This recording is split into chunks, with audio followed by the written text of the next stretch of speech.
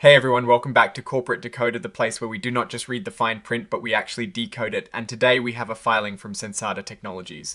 And let me tell you, this one is all about some serious money matters and a bit of a financial refresh that could really shape the company's future. So buckle up because we are about to dive into what this report truly means for Sensat.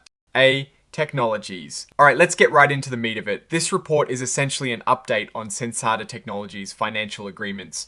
It's dated the 24th of September 2025 and it involves an amendment to their credit facility. Now, what does credit facility mean in simple terms? It's basically a big loan, a line of credit that the company can tap into when they need cash, maybe to fund operations or buy another business. This filing is made according to rules set by the US Securities and Exchange Commission, the SEC.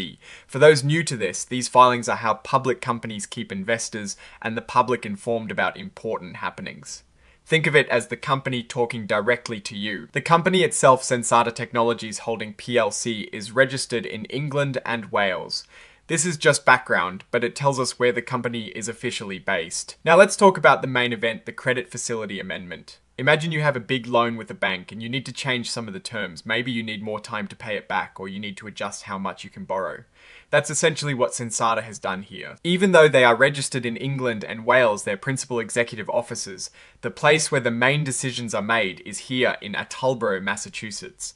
So it's an international company with a strong US presence. Sensata Technologies has its shares traded on the New York Stock Exchange under the ticker symbol ST. That's how you would find their stock if you wanted to invest. This section details the core of the report and entry into a material definitive agreement.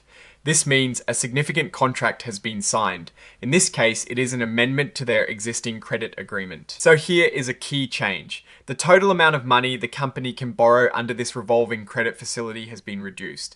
It went from $750 million down to $650 million.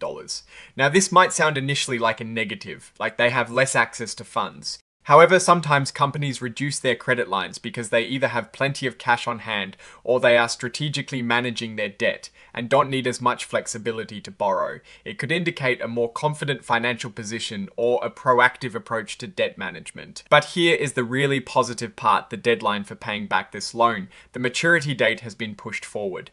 It was extended to the 24th of September 2030. This means Sensata Technologies has secured more time to repay this debt, giving them breathing room and flexibility in their long-term financial planning. This is generally a good sign as it reduces immediate pressure. Beyond the loan amount and the maturity date, other rules within the agreement were changed. These rules, which we call covenants, are essentially the conditions that the company must follow when using the credit.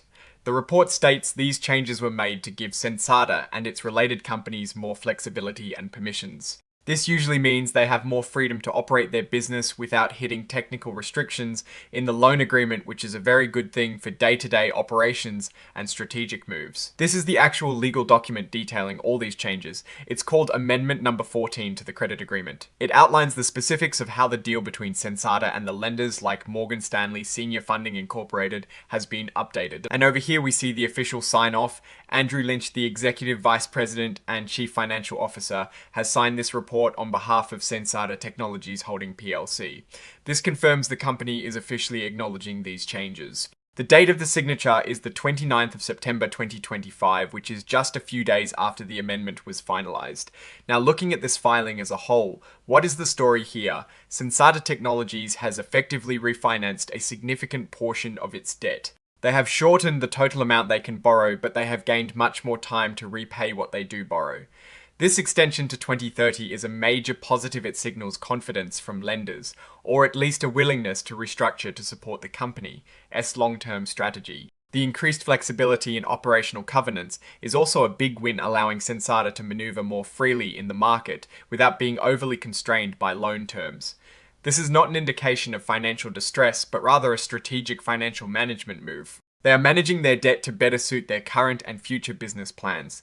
The reduction in total borrowing capacity might be a sign that their immediate capital needs have decreased, or they are focusing on deleveraging.